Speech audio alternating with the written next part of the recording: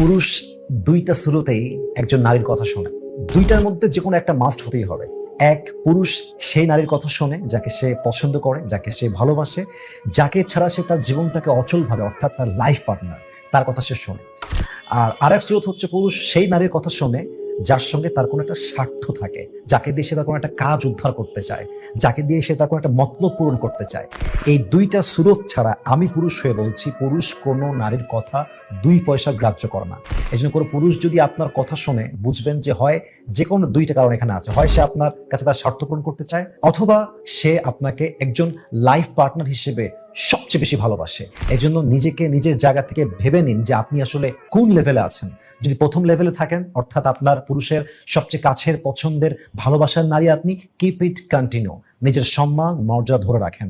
আর যদি আপনি সেকেন্ড ক্যাটাগরিতে আসেন, অর্থাৎ পুরুষ আপনার থেকে স্বার্থ উদ্ধার করতে চায়, মেহেরবানি করে কথা শুনছে বলেই পটে যাবেন না, সবকিছু দিয়ে দিবেন না, বিশ্বাস করে ফেলবেন না। যত দ্রুত সম্ভব, অ্যাজ সুন অ্যাজ পসিবল এখান থেকে বের হয়ে আসেন, দেখবেন যে আপনার জীবনটা নষ্ট হবে না ইনশাআল্লাহ।